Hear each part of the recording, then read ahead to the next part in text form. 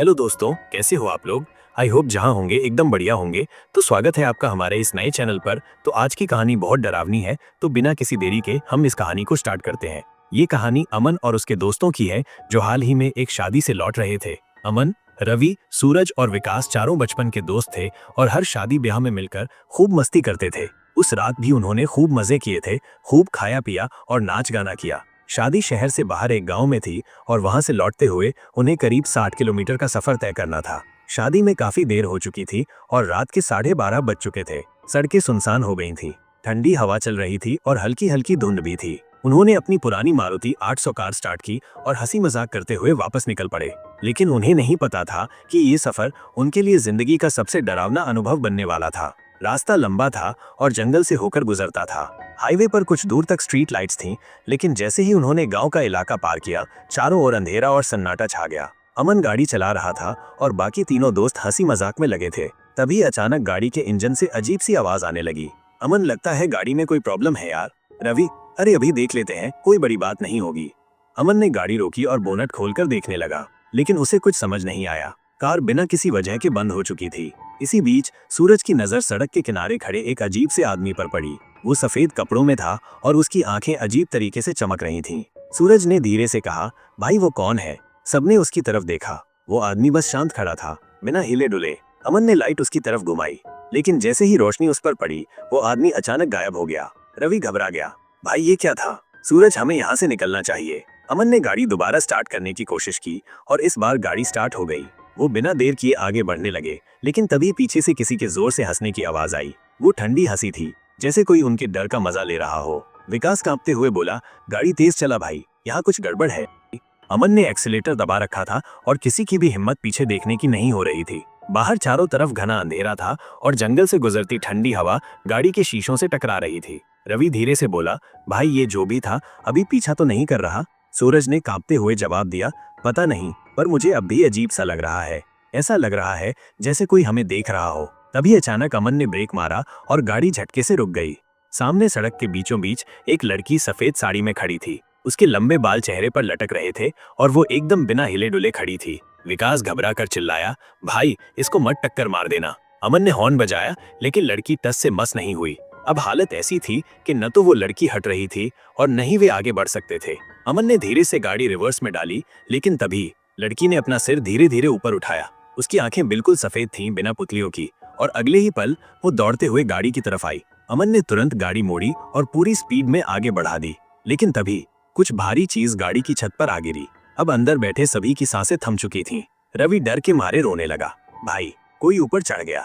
तभी छत से खरोचने की आवाज आने लगी, जैसे कोई अपने लंबे नाखून घिस रहा हो। सूरज ने धीरे से ऊपर देखने की कोशिश की, लेकिन जैसे ही उसने शीशे से झांका, एक जोड़ी सफेद आंखें उसे घूर रही थीं। अब सिर्फ एक ही रास्ता था, गाड़ी को बिना रुके भगाना। अमन ने पूरी ताकत से गाड़ी दौड़ा दी। कुछ ही सेकंड बाद खरोचने की आवाज बंद हो गई, लेकिन कोई भी पीछे देखने की हिम्मत नहीं जुटा पाया। करीब 15 मिनट बाद जब वो एक पेट्रोल पंप के पास पहुंचे, तो अमन ने गाड़ी रोकी। चारों ने एक दूसरे की तरफ देखा। उनके चेहरे से पसीना टपक रहा था और आंखों में सिर्फ डर था। सूरज कांपते हुए बोला, भाई वो जो भी था अब गया क्या। लेकिन रवि की नजर गाड़ी की छत पर चली गई और वहां एक खौफनाक चीज दिखी, 4 गहरे खरोचों के निशान। सूरज बोला, मैंने शीशे से देखा था, उसकी आंखें सफेद थीं। ये तभी पेट्रोल पंप के बूढ़े चौकीदार ने उन्हें घूरते हुए पूछा, क्या हुआ लड़को, डर गए क्या। अमन ने हिम्मत जुटाकर कहा, बाबा हमें रास्ते में कुछ अजीब दिखा, एक लड़की, फिर गाड़ी पर कोई चढ़ गया। बूढ़ा चौकीदार ये सुनते ही चुप हो गया। फिर उसने धीरे से कहा, तुम लोग बहुत भाग्यशाली हो जो जिंदा बचकर आ गए। रवि डरते हुए बोला, बाबा आप ऐसा क्यों कह रहे हो। बाबा ने धीमी आवाज में कहा, जहां से तुम लोग आ रहे हो वहां कई साल पहले एक हादसा हुआ था। एक शादी की बस वहां पलट गई थी और सब मर गए थे, लेकिन उन सबकी आत्माएं आज भी वहीं भटक रही हैं। अमन ने कांपते हुए पूछा, पर बाबा हमने जो लड़की देखी वो कौन थी। बाबा ने ठंडी सांस लेते हुए कहा, वो वही दुल्हन थी जिसकी शादी उसी दिन थी, पर शादी से पहले ही उसकी मौत हो गई थी और आज भी वो अपनी बारात का इंतजार कर रही है। बातें सुनकर चारों के शरीर में झुर्रियां दौड़ गईं। अमन ने कहा, बाबा हमें क्या करना चाहिए। बाबा ने कुछ सोचा, फिर गाड़ी की तरफ देखा और झट से पीछे हट गया। उसका चेहरा डर से सफेद पड़ गया। सूरज घबराकर बोला, क्या हुआ बाबा। बाबा ने धीरे से कहा, बेटा वो अभी भी गाड़ी में है। चारों के चेहरे से जैसे खून उतर गया। उन्होंने धीरे से गाड़ी के अंदर झांका और जो उन्होंने देखा उससे उनकी चीख निकल गई। पीछे की सीट पर वही सफेद साड़ी वाली लड़की बैठी थी और वो उनकी तरफ देख रही थी और वो बिना पलक झपकाए उन्हें घूर रही थी। भागो! रवि की चीख निकल गई। चारों दोस्त घबराकर पीछे हटे। अमन के हाथ पैर सुन्न पड़ गए थे। सूरज के मुंह से आवाज तक नहीं निकल रही थी। गाड़ी के अंदर बैठी वो लड़की बिल्कुल शांत थी। उसके बाल बिखरे हुए थे, चेहरा फीका पड़ चुका था और आंखें सफेद, पूरी सफेद। बाबा ने हिम्मत जुटाकर एक लाल रंग का ताबीज निकाला और जोर से मंत्र पढ़ने लगे। तभी लड़की का सिर धीरे धीरे बिल्कुल उल्टा घूमने लगा। अब तुम लोग यहाँ से नहीं बच सकते, लड़की की गूंजती हुई आवाज आई। सूरज ने कांपते हुए बाबा से पूछा, बाबा अब क्या करें? बाबा जोर से बोले, गाड़ी मत छोड़ो, जल्दी गाड़ी में बैठो और जितना तेज हो सके इसे मंदिर की तरफ भगाओ। अमन ने हिम्मत जुटाई और भागकर ड्राइवर सीट पर बैठा। बाकी तीनों दोस्त डर के मारे गाड़ी में कूद पड़े। बाबा ने झट से ताबीज गाड़ी के डैशबोर्ड पर रखा और जोर से कहा, अब पीछे मत देखना, चाहे कुछ भी हो। अमन ने पूरी ताकत से एक्सीलेटर दबाया। गाड़ी पूरी स्पीड में दौड़ने लगी। पीछे बैठा विकास कांपते हुए बुदबुदा रहा था, हम बच जाएंगे ना भाई। लेकिन तभी गाड़ी में से किसी के हंसने की धीमी आवाज आने लगी। ये वही ठंडी डरावनी हंसी थी जो उन्हें सुनसान सड़क पर सुनाई दी थी। वो लड़की अब भी गाड़ी में थी। अब मंदिर बस कुछ ही दूरी पर था। बाबा ने पहले ही मंदिर के पुजारी को फोन कर दिया था ताकि वे सब तैयार रहें। लेकिन तभी गाड़ी का दरवाजा अपने आप खुल गया और वो लड़की हवा में तैरती हुई बाहर निकली। लेकिन फिर भी गाड़ी के साथ साथ उड़ती जा रही थी। सूरज और रवि की हालत खराब थी। अमन ने जोर से गाड़ी मंदिर के अंदर घुसा दी और ब्रेक मार दिया। चारों दोस्त तुरंत बाहर कूदे, लेकिन गाड़ी अब भी हिल रही थी जैसे अंदर कोई बैठा हो। पुजारी ने झट से मंत्र पढ़ना शुरू किया। उन्होंने मंदिर की घंटी बजाई और जैसे ही घंटी बजी, गाड़ी में से एक भयानक चीख निकली, इतनी जोरदार कि सबके कान सुन्न हो गए और फिर सब कुछ शांत हो गया। गाड़ी अब स्थिर थी, कोई नहीं था। पुजारी ने चारों दोस्तों की तरफ देखा और कहा, तुम लोग बहुत बड़ी मुसीबत में फंस गए थे, लेकिन अब वो आत्मा इस पवित्र स्थान के कारण जा चुकी है।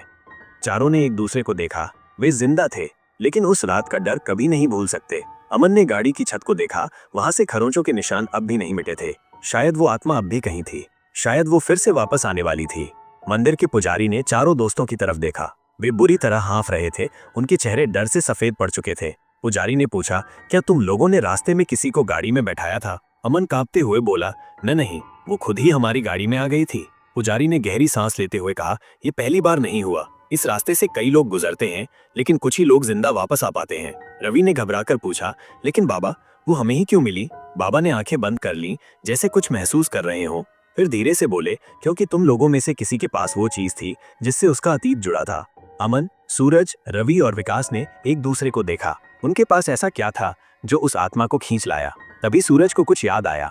रवि ने शादी से लौटते वक्त रास्ते में पड़े एक पुराने कंगन को उठाया था। सूरज झट से रवि की तरफ घूमा, भाई वो कंगन कहाँ है? रवि की आंखें फटी रह गईं। उसने धीरे से अपनी जेब टटोली और वहां वही पुराना कंगन पड़ा था। पुजारी ने कंगन को देखते ही कहा, ये उसी लड़की का है। शायद यही कारण था कि उसकी आत्मा तुम लोगों के पीछे पड़ गई। पुजारी ने कहा, अगर इस आत्मा को हमेशा के लिए मुक्त करना है तो इस कंगन को शमशान में जलाना होगा। लेकिन विकास ने जल्दी से पूछा, लेकिन क्या बाबा, अगर आत्मा को पता चल गया कि हम उसके निशान मिटाने जा रहे हैं तो वो आखिरी बार हमला कर सकती है? पुजारी ने गंभीर आवाज में कहा। चारों की रीढ़ की हड्डी में ठंड दौड़ गई। अगली रात वे चारों और पुजारी मिलकर पास के शमशान में पहुंचे। जगह अंधेरे से घिरी हुई थी और हवा में अजीब सी ठंडक थी। जैसे ही पुजारी ने मंत्र पढ़ने शुरू किए और कंगन को जलाने के लिए अग्नि में डाला, अचानक वहां की लाइटें बुझ गईं। चारों दोस्तों ने देखा, एक सफेद धुआं तेजी से उनकी तरफ बढ़ रहा था। तुम लोग ये मत करो, वो लड़की फिर से प्रकट हो गई थी। उसकी आंखें लाल हो चुकी थीं और उसने जोर से चीख मारी। अमन ने हिम्मत जुटाकर पुजारी से कहा, बाबा जल्दी करो। पुजारी ने कंगन को आग में डाल दिया और जोर से मंत्र पढ़ा, ओम क्लीं काल रूपाय नमः। जैसे ही मंत्र खत्म हुआ, वो आत्मा जोर से चीखी। उसका धुआं एक पल के लिए हवा में उड़ा और फिर गायब हो गया। चारों दोस्त वहीं बैठ गए। सब कुछ खत्म हो चुका था। अगली सुबह अमन और उसके दोस्त घर लौट आए। उन्होंने अब तक का सबसे भयानक अनुभव झेला था, लेकिन जाते जाते उन्होंने अपनी गाड़ी को देखा। खरोंचों के निशान अब भी वहीं थे। शायद आत्मा चली गई थी या फिर वो कहीं और इंतजार कर रही थी। तो इसी के साथ ये कहानी यही खत्म होती है। दोस्तों, मिलते हैं अगली डरा देने वाली कहानियों के साथ। और हाँ, अगर आप भी हमारे साथ अपनी कहानी शेयर करना चाहते हैं तो दिए गए ईमेल आईडी पर जरूर शेयर करें। तब तक के लिए thanks for watching. Bye bye.